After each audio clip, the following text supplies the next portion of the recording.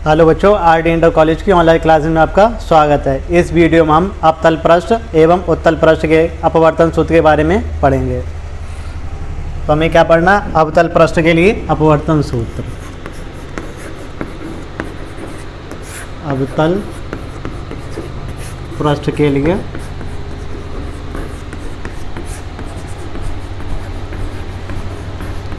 अपवर्तन सूत्र।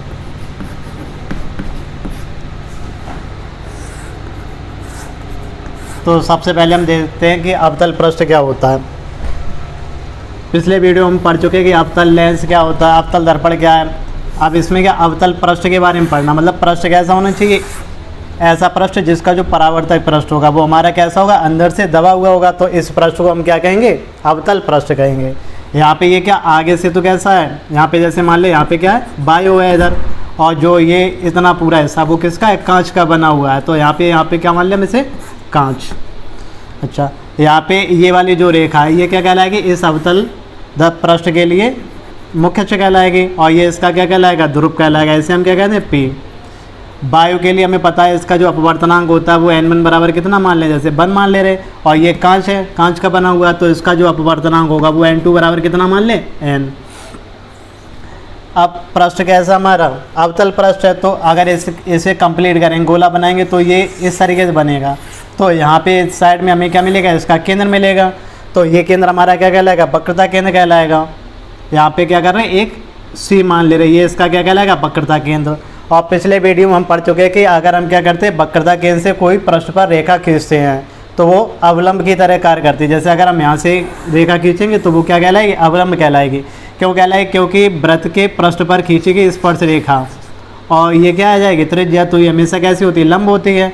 तो इस तरीके से जैसे ये वाला हमारा क्या हो जाएगा? पृष्ठ हो जाएगा, और ये क्या है? त्रिज्या। तो यहाँ से एक रेखा खींचते है, तो ये क्या कहलाएगी? एक अवलंब की तरह कार्य करेगी। और परावर्तन में क्या होता है? प्रकाश के परावर्तन या अपवर्तन में जब कोई प्रकाश की किरण क्या करती है? अवलंब से होकर जाती है, तो जैसे जाती है वैसे क्या हो जाती है? वापस आ जाती है। ये किस में होता है? परावर्तन में। और अपवर्तन में क्या होगा? अगर हम अवलंब से लेके आएंगे तो वो क्या करेगी? बिल्कुल सीधी निकल जाएगी। तो अवलंब वाली जो किरण है वो तो झुकेगी नहीं। अब यहाँ पे क्या करते हैं? इसके मुख्य अक्ष पर, ये जो रेखा है क्या मुख्य अक्ष, इस पर हम क्या कोई बिंदु वस्तु वो रखते हैं। यहाँ से प्रकाश की किरण को क्या करते हैं? आपतित कराते हैं। यहाँ पे ये वाला बिंदु क्या मान लें? P। तो ये वाली किरण हमारी क्या? आपतित किरण है, और ये क्या? एक अवलंब है। अवलंब और आपतित किरण के बीच में बनने वाला जो कोण होगा वो हमारा क्या हो जाएगा? आपतन कोण I हो जाएगा। तो इसे हम कहेंगे कि आपतन कोण I कहेंगे।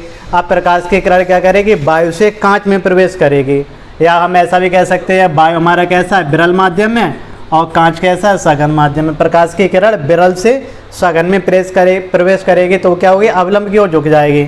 मतलब वैसे तो इसे सीधा जाना चाहिए, लेकिन माध्यम परिवर्तन के कारण क्या होगी? ये अवलंब की ओर झुक जाएगी। तो यहाँ पे इस तरीके से ये अवलंब के साथ झुक जाएगी। अवलंब के साथ बनने वाला जो कोण होगा अपवर्तन कोण, वो हमारा क्या कहलाएगा? R कहलाएगा। इस किरण को अब आगे की, ये वाली किरण आगे बढ़ा और ये वाली किरण आगे बढ़ाए तो आगे तो ये मिलेंगे नहीं। तो उसका प्रतिबिंब बनाने के लिए हम क्या करते हैं? इस किरण को पीछे की ओर लेके जाते हैं यहाँ पे। तो यहाँ पे क्या करती है? बिंदु I पर काटती है, तो ये हमारा क्या कहलाएगा? इसका प्रतिबिंब कहलाएगा। अब इसके बाद हमें क्या करना है? जैसे मानते हैं ये वाला कोण हमारा क्या? अल्फा है, ये वाला कोण हम क्या मान ले? बीटा मान ले, और ये वाला कोण गामा मान ले। और दर्पण के ध्रुव P से ये क्या? वक्रता केंद्र, यहाँ तक की जो दूरी है वो क्या कहलाएगी? हमारी वक्रता त्रिज्या R कहलाएगी। ये क्या? यहाँ पे बिंदु I पर प्रतिबिंब बनता है, तो प्रतिबिंब से दर्पण के ध्रुव तक की दूरी या पृष्ठ के ध्रुव तक की जो दूरी है वो हमारी क्या कहलाएगी? V कहलाएगी। और ये क्या? बिंदु वस्तु है, तो वस्तु तक की जो दूरी है वो हमारी क्या कहलाएगी? U कहलाएगी। और ये सभी कैसे होंगी? ऋणात्मक होंगी, क्योंकि दर्पण के जो या मतलब इसका ध्रुव होता है, ध्रुव के इस साइड की जितनी भी दूरियां होती हैं वो सभी कैसी होती हैं? नेगेटिव होती हैं। तो इसमें भाषा में हमें क्या लिखना है?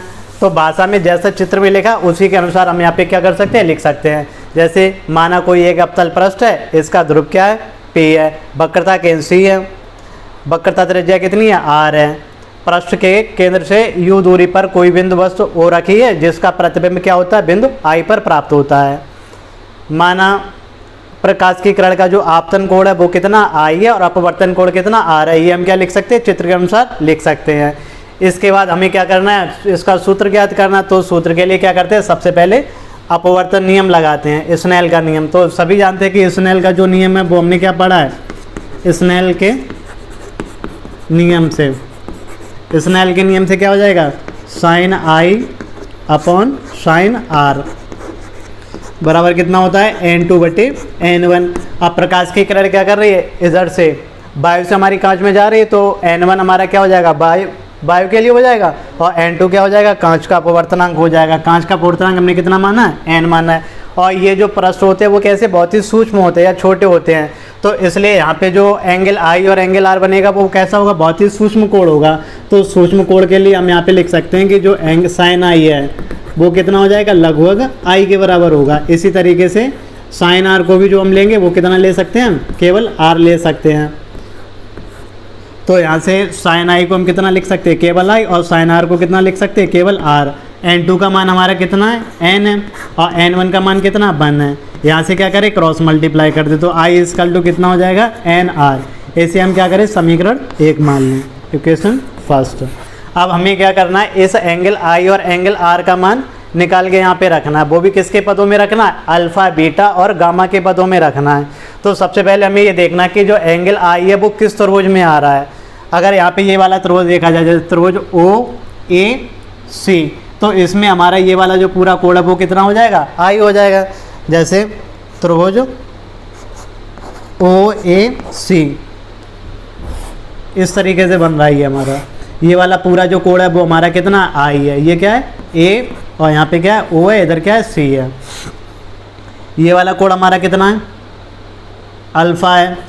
और ये वाला कोण अगर हम निकालना चाहें तो ये क्या है, इस त्रिभुज का बाह्य कोण है। सभी जानते हैं कि त्रिभुज का जो बाह्य कोण होता है वो क्या होता है, शेष दो कोणों के योगफल के बराबर होता है।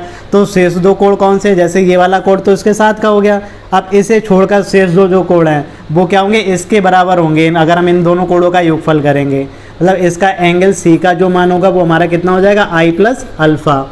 इसे हमने क्या माना है, गामा माना है। तो हम यहाँ पे ये भी लिख सकते हैं जो गामा है वो किसके बराबर होगा, आई प्लस अल्फा के बराबर होगा। तो यहाँ से त्रिभुज ओ ए सी का बाह्य कोण कितना हो जाएगा, gamma equal to alpha plus I. हमें किसका मान निकालना, आई का, और फिर आर का निकालना है। तो अगर हम आई बराबर निकालेंगे, अल्फा इधर आएगा, माइनस का हो जाएगा, तो कितना हो जाएगा, gamma minus alpha. I equal to gamma minus alpha. ऐसे हम मान लें समीकरण 2। इसके बाद अब हमें क्या करना, आर का मान निकालना। तो ये देखना कि आर हमारा किस त्रिभुज में आ रहा है। तो अगर ये देखा, जैसे ये वाला हमारा कोण कितना, आर ये है यहाँ पे। अगर इस कोण को यहाँ पे जैसे शीर्षाभिमुख कोण, ये अगर ये वाला कोण हमारा आर है तो इधर वाला भी कोण कितना होगा, आर। तो अगर नीचे वाला ये वाला जो कोण देखें, यहाँ पे हमारा क्या बन रहा है, शीर्षाभिमुख कोण बन रहा है। तो ये वाला कोण हमारा कितना हो जाएगा, आर हो जाएगा। अब ये जो आर कोण आ रहा है वो किस में आ रहा है, त्रिभुज आई ए और सी। तो यहाँ से क्या करते हैं, त्रिभुज आई ए सी का बाह्य कोण कितना है, गामा है, इसका भी बाह्य कोण। तो गामा इक्वल टू कितना हो जाएगा, बीटा प्लस आर। यहाँ से क्या करें, आर की वैल्यू निकालें। अगर आर की वैल्यू निकालनी तो बीटा को इधर लाएंगे, किसका हो जाएगा, नेगेटिव हो जाएगा, गामा माइनस बीटा। यहाँ पे लिख सकते हैं R equal to gamma minus beta. ये हमारा क्या हो गया, समीकरण 3 मान ले इसे। अब क्या करें हम, समीकरण 1 में क्या करें, एंगल आई का मान और एंगल आर का मान लगा दें। तो यहाँ पे ये लिखते हैं समीकरण 1 में आई व आर का मान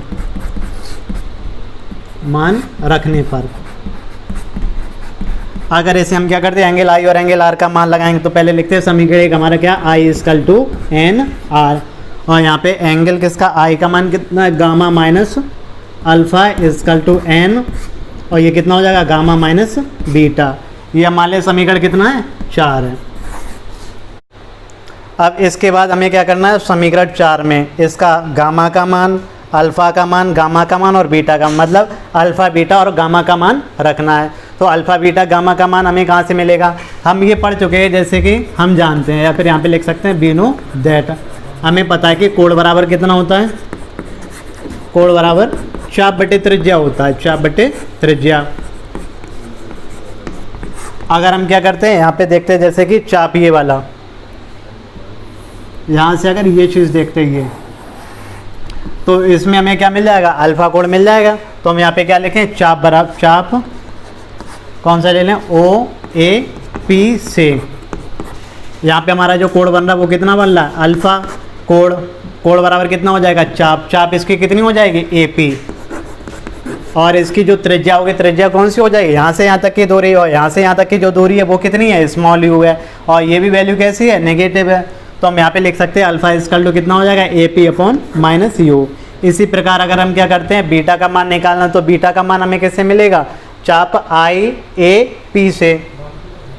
तो चाप किससे, चाप आई ए पी से, आई ए पी से कितना हो जाएगा, बीटा, बीटा बराबर कितना होगा, ए पी अपॉन माइनस के वी। और इसके बाद अब हमें किसका मान निकालना है, गामा का निकालना है। तो गामा हमारा किस में मिलेगा, चाप सी ए पी से। तो यहाँ पे लिखें कितना, चाप सी ए पी से कितना हो जाएगा, gamma equal to A P upon कितना हो जाएगा, gamma equal to A P upon, यहाँ से यहाँ तक की जो दूरी है वो कितनी हो जाएगी, माइनस के आर। तो ये भी वैल्यू यहाँ पे रख दें माइनस आर। अब ये हम क्या मान रहे हैं, पूरा समीकरण मान लें 5। अब इस समीकरण 4 में हम क्या करें, अल्फा बीटा गामा का मान रख दें, या ऐसा भी लिख सकते हैं कि समीकरण 4 और 5 से। तो समीकरण 4 और 5 से क्या होगा, यहाँ पे क्या करते हैं, समीकरण 4 व 5 से, समीकरण 4 और 5 से कितना हो जाएगा, 4 पहले लिखते हैं समीकरण, गामा माइनस के alpha equal to N gamma minus beta. अब इसमें सबसे पहले हमें किसका मान लगाना है, गामा का। तो गामा का कितना है, A P upon minus R, यहाँ से कितना हो जाएगा, A P upon minus R. फिर इसके बाद इसका रखना है अल्फ़ा का, अल्फ़ा का मान हमारा कितना है, A P upon minus you. तो यहाँ पे आएगा A P upon minus you, ये वाला माइनस और ये वाला माइनस मिला के हम क्या लिख सकते हैं, यहाँ पे प्लस लिख सकते हैं। इसके बाद कितना हो जाएगा, एन, गामा का मान दोबारा से कितना हो जाएगा, ए पी अपॉन माइनस के आर। अब बीटा का मान हमारा कितना, ए पी बटे माइनस बी। तो यहाँ पे तो माइनस ये वाला आ गया, इसके बटे में क्या आएगा, A P upon minus B. ये वाला भी माइनस हटा के हम यहाँ पे क्या करते हैं, प्लस कर देते हैं। अब अगर यहाँ पे देखा जाए तो दोनों समीकरणों में ए पी और ए पी क्या आ जाएगी, यहाँ पे कॉमन आ जाएगी। तो अगर हम यहाँ से ए पी का मान कॉमन लेते हैं, कितना आ जाएगा, ए पी कॉमन लिए यहाँ पे, तो हमारा आ जाएगा माइनस के 1 अपॉन आर और plus 1 upon U equal to, यहाँ पे क्या करते हैं, एन का अंदर गुणा कर दें और ए पी को क्या करें, कॉमन ले लें। तो ए पी तो हमारा बाहर आ गया। अब अगर हम एन का अंदर गुणा करेंगे तो कितना हो जाएगा, माइनस के एन अपॉन आर, एन अंदर जाएगा माइनस के एन बटे आर, और फिर प्लस एन बटे वी हो जाएगा। तो यहाँ पे माइनस के एन अपॉन आर और प्लस के एन बटे वी। अब यहाँ से क्या करते हैं, ए पी से ए पी काट दें।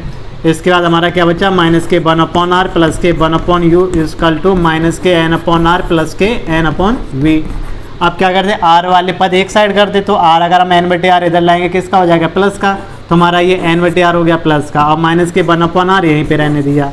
इसके बाद हमारा क्या, एन बटे वी, और ये 1 अपॉन यू है वो इस साइड लेके जाते हैं, एन बटे वी 1 अपॉन यू। इसके बाद अगर हम चाहें तो इसका एलसीएम ले लें, तो एलसीएम कितना आ जाएगा, आर आ जाएगा। और इसे हम क्या करते हैं, घुमा के भी लिख देते हैं, जैसे एन बटे बी माइनस के 1 upon U equal to N minus के 1 अपॉन आर। यही हमारा क्या है, अवतल पृष्ठ के लिए अपवर्तन का सूत्र है। अगला टॉपिक हमारा उत्तल पृष्ठ के लिए अपवर्तन सूत्र। किसके लिए निकाला अब हमें, उत्तल पृष्ठ के लिए अपवर्तन सूत्र। जैसे अभी हमने क्या अवतल पृष्ठ के लिए अपवर्तन सूत्र सॉल्व किया, ठीक उसी प्रकार से क्या हो जाएगा, उत्तल पृष्ठ के लिए अपवर्तन सूत्र। और ये दोनों ही क्या बोर्ड एग्जाम के लिए बहुत ही आवश्यक हैं। यहाँ पे क्या करते हैं, सबसे पहले हमें उत्तल पृष्ठ लेना, तो उत्तल पृष्ठ कैसा होगा, आगे से उठा हुआ होगा इसका। ये वाला पृष्ठ हमारा कैसा, एक उत्तल पृष्ठ है। और यहाँ से क्या करते हैं, इसकी मुख्य अक्ष, ये रेखा क्या कहलाती है, इसकी मुख्य अक्ष कहलाएगी। यहाँ पे भी इधर वाला हिस्सा जो किस में है, वायु में है, तो वायु के लिए n1 का मान हमें कितना लेना है, 1 में लेना है। और ये इधर का जो हिस्सा वो हमारा किसका है, कांच का है। तो यहाँ पे क्या हो जाएगा, इसके लिए कांच लिया हमने, तो इसका n2 बराबर कितना मान लें, n मान लें। इसके बाद अगर वक्रता केंद्र देखा जाए, इसका वक्रता केंद्र हमारा कहाँ पे प्राप्त होगा, तो अगर इसे कंप्लीट करेंगे गोले को, तो ये हमारा क्या इस साइड में पूरा होगा, तो इसका केंद्र लगभग यहाँ कहीं पे भी होगा। तो ये हमने इसका क्या मान लिया, वक्रता केंद्र सी। और वक्रता केंद्र सी से अगर हम क्या करते हैं, इसके पृष्ठ पर कोई रेखा खींचते तो वो एक अवलंब की तरह कार्य करती है। और अगर अवलंब होगा तो वो क्या होगा, पृष्ठ से झुकेगा नहीं, या पृष्ठ के किसी भी ओर झुकेगा नहीं। तो यहाँ से हमने क्या किया, सबसे पहले एक अवलंब रेखा खींची, तो ये हमारी क्या है, अवलंब रेखा है। ये क्या, पृष्ठ से अपवर्तन के पश्चात मुड़ेगी नहीं। इसके बाद क्या करते हैं, यहाँ पे कोई बिंदु वस्तु ओ लेते हैं, यहाँ पे ये हमारी क्या बिंदु वस्तु ओ है, और ये वाले यहाँ से यहाँ तक की जो दूरी है वो कितनी, आर है, और ये हमारी कैसी होगी, धनात्मक होगी, क्योंकि ये ध्रुव के राइट हैंड साइड की वैल्यू है। इसके बाद हमारा ये वाला पॉइंट ओ है, ओ से जो पी तक की दूरी है वो हमारी यू, ये हमारी कैसी होगी, नेगेटिव होगी। अच्छा, यहाँ पे कोई बिंदु वस्तु ओ है, यहाँ से क्या करते हैं, एक प्रकाश की किरण को आपतित कराते हैं, तो ये वाला हमारा क्या है, आपतित किरण, और ये क्या अवलंब है, तो इसके साथ में बनने वाला ये जो कोण होगा वो हमारा क्या कहलाएगा, आई कहलाएगा, आपतन कोण। अब प्रकाश की किरण क्या कर रही है, वायु से कांच में प्रवेश कर रही है, तो ये क्या करेगी, अवलंब की ओर झुकेगी। अवलंब की तरह नीचे की साइड है, तो जब वायु से कांच में प्रवेश करेगी तो ये नीचे की ओर झुकेगी। तो थोड़ी सी किरण को हम क्या करते हैं, इसे नीचे झुकाते हैं इस तरीके से। तो अवलंब के साथ में इसका जो कोण बनेगा वो हमारा क्या कहलाएगा, अपवर्तन कोण आर कहलाएगा। और इस त्रिभुज में भी हमें क्या, बाह्य कोण की जरूरत पड़ेगी, तो एक अगर हमें आई निकालना होगा तो इस वाले त्रिभुज से निकल सकता है। अगर हमारा ये वाला त्रिभुज क्या है, ए है, जैसे ए है, त्रिभुज ओ ए सी से हमें क्या मिलेगा, इसका एंगल आई का मान मिल जाएगा। इसी तरीके से आर का मान अगर हमें प्राप्त करना है तो इस किरण को हम क्या करते हैं, पीछे की ओर बढ़ाते हैं, जैसे ये। तो यहाँ पे क्या होगा, इसका प्रतिबिंब प्राप्त होगा, और ये वाला जो कोण बनेगा वो हमारा क्या हो जाएगा, एंगल आई का मान हो जाएगा। अच्छा, इसके बाद हमने जैसे अभी वहाँ पे माना था अल्फा बीटा, तो ये भी कोण अल्फा है, ये भी कोण बीटा है, और ये वाला कोण हम कितना मान लें, गामा मान लें। अब उसी की तरह भाषा में अगर हमें लिखना तो क्या लिख सकते हैं, जैसे माना एक उत्तल पृष्ठ है, इसका ध्रुव पी है, वक्रता कैंसी है, वक्रता त्रिज्या कितनी, आर है। पृष्ठ के ध्रुव से स्मॉल यू दूरी पर कोई बिंदु वस्तु ओ रखी है, जिसका प्रतिबिंब पृष्ठ से वी दूरी पर बिंदु आई पर प्राप्त होता है। तब स्नेल के नियम से, यहाँ से भी क्या करते हैं, स्नेल के नियम से, स्नेल के नियम से, स्नेल के नियम से हमारा कितना हो जाएगा, sine I upon sine R equal to n2 upon n1। और यहाँ पे भी जो एंगल आई और एंगल आर है, ये दोनों हमारे कैसे, बहुत ही सूक्ष्म कोण हैं। तो साइन आई को हम केवल कितना लिख देंगे, आई, और साइन आर को केवल कितना लिखेंगे, आर। और यहाँ से n2 का मान हमारा कितना हो जाएगा, n, और n1 का मान कितना है, 1 है। तो यहाँ से भी जो बनेगा इक्वेशन वो आई इजकल टू कितना होगा, n r। ये हमारा क्या हो जाएगा, समीकरण 1, समीकरण 1। अब हमें पहले की तरह क्या करना है, एंगल आई और एंगल आर का मान पहले क्या करना है, अल्फा बीटा गामा के पदों में रखना है। उसके बाद अल्फा बीटा गामा का मान कोण बराबर चाप बटे त्रिज्या से निकालकर इसमें रखेंगे, और जब उसे सॉल्व करेंगे तो हमें क्या होगा, उत्तल पृष्ठ के लिए अपवर्तन सूत्र प्राप्त हो जाएगा। तो सबसे पहले हमें क्या करना है, एंगल आई का मान निकालना है। तो ये एंगल जो आई आ रहा है वो हमारा किस त्रिभुज का बाह्य कोण है, अगर देखा जाए तो ये यहाँ पे इस तरीके से, कौन सा त्रिभुज है, ओ ए सी, त्रिभुज ओ ए सी का क्या है, ये बाह्य कोण है, और इसका मान किसके बराबर होगा, बीटा प्लस गामा के बराबर होगा। तो हम यहाँ पे क्या करते हैं, त्रिभुज ओ ए सी का बाह्य कोण, बाह्य कोण क्या होगा, angle I equal to beta plus gamma. इसे हम क्या मान लें, समीकरण 2। इसके बाद हमें क्या करना है, एंगल आर चाहिए। तो एंगल आर हमारा किस त्रिभुज का बाह्य कोण है, अगर ये देखा जाए, ये यहाँ पे ये वाला त्रिभुज जो हमारा कौन सा है, आई ए सी, और इसका ये वाला जो कोण आगे की ओर बढ़ाते तो ये क्या कहलाएगा, इसका बाह्य कोण कहलाएगा। तो यहाँ पे लिखते हैं त्रिभुज आई ए सी का बाह्य कोण क्या हो जाएगा, आर हो जाएगा, और आर इजकल टू कितना हो जाएगा, यहाँ से अगर इस तरीके से निकालते हैं, ये वाला कोण हमारा कितना, आर है, ये वाला अल्फा, और ये वाला कितना है, गामा है। तो R equal to alpha plus gamma, ये हमारा क्या हो गया, समीकरण 3 हो गया। अब क्या करते हैं, इस एंगल आई का और एंगल आर का मान इन दोनों समीकरणों की सहायता से यहाँ पे रखते हैं। तो क्या करते हैं, समीकरण 1 में एंगल आई व आर का मान, समीकरण 1 में आई व आर का मान, अगर हम एंगल आई व आर का मान लगाएंगे तो यहाँ पे जैसे समीकरण 1 है हमारा आई इजकल टू एन आर, आई का मान अगर हम यहाँ से रखते हैं तो कितना रखना हमें, बीटा प्लस गामा। तो यहाँ से कितना आ जाएगा, beta plus gamma equal to N beta plus alpha plus कितना होगा यहाँ पे, अल्फ़ा प्लस गामा। ये हमारा समीकरण क्या मान लें, 4। ये हमारा समीकरण क्या हो गया, 4। अब इसके बाद क्या करना, अल्फ़ा बीटा गामा का मान निकालना है। तो ये हम कैसे निकाल सकते हैं, जैसे कोण बराबर चाप बटे त्रिज्या से। तो यहाँ पे लिखते हैं वी नो दैट, क्या पता हमें कि कोण बराबर कितना होता है, चाप बटे त्रिज्या।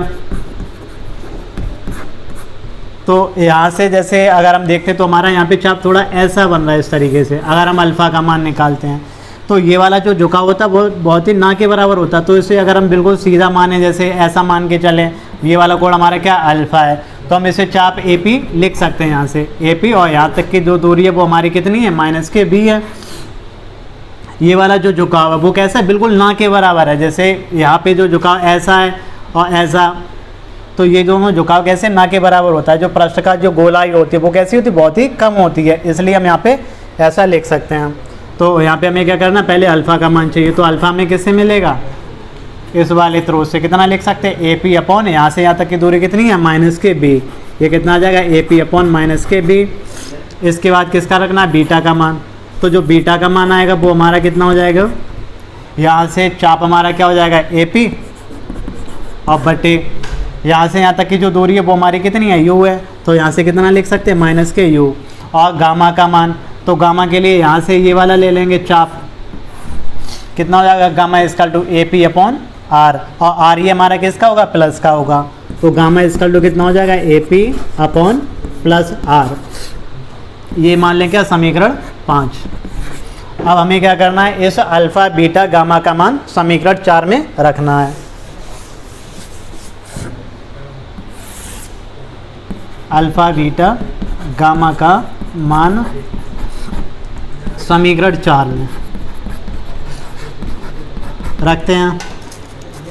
अल्फ़ा बीटा गामा का मान समीकरण 4 में। तो पहले क्या करें, समीकरण 4 लिखें, beta plus gamma equal to N alpha plus gamma. यहाँ पे बीटा का जो मान हमारा कितना, A P upon minus U, A P upon minus U plus gamma का मान कितना है, ए पी अपॉन आर। तो यहाँ से कितना आ जाएगा, A P upon R equal to N. Alpha का मान, दोबारा अल्फ़ा का मान कितना, ए पी बटे माइनस बी। तो यहाँ से कितना आ जाएगा, ए पी अपॉन माइनस के बी और प्लस दोबारा से हमें क्या करना, गामा का मान लगाना। तो गामा का मान कितना, ए पी अपॉन आर। तो यहाँ से कितना हो जाएगा, ये ए पी अपॉन आर। अब इसमें भी क्या, पहले की तरह ए पी कॉमन आ जाएगा दोनों साइड से। तो यहाँ से हम ए पी कॉमन लेते हैं और ये माइनस है, नीचे वाला हम क्या लिख सकते हैं, ऊपर लिख सकते हैं माइनस 1 अपॉन यू और plus 1 upon R equal to N. N का क्या करेंगे, अंदर गुणा कर दे रहे हैं और ए पी को क्या करेंगे, बाहर निकालें। अगर यहाँ पे बाहर लिखेंगे तो हमारा कितना हो जाएगा, एन बटे माइनस के बी और प्लस के एन अपॉन आर। यहाँ से क्या हुआ, ए पी से ए पी कट जाएगा। इसके बाद क्या करते हैं, आर वाले पद एक साइड कर देते हैं और वी वाले पद, यू वी वाले पद एक साइड करेंगे। तो पहले यहाँ पे क्या बचा हमारा, 1 अपॉन यू प्लस के 1 upon R equal to minus के एन बटे वी और प्लस के एन अपॉन आर। यहाँ से क्या करें, एन बटे बी अगर इस साइड लाएंगे तो ये हमारा क्या हो जाएगा, प्लस का हो जाएगा। तो हमारा ये हो गया एन बटे वी माइनस। इसके बाद क्या करें, यू वाला लिख दे पद, तो माइनस में है ये वाला, तो माइनस के 1 अपॉन यू इजकल टू यहाँ पे एन बटे आर प्लस का है इस साइड में, और ये 1 अपॉन आर किसका है, प्लस का है। तो बराबर के उधर जाए किसका हो जाएगा, माइनस का हो जाएगा, माइनस के 1 अपॉन आर। यहाँ पे दोनों का एलसीएम समान है तो एलसीएम ले लें। यहाँ पे एन बटे बी माइनस के 1 upon U equal to N minus के 1 अपॉन आर। ये हमारा क्या हो जाएगा, उत्तल पृष्ठ के लिए अपवर्तन सूत्र हो जाएगा। अगले वीडियो में हम लेंस के बारे में पढ़ेंगे।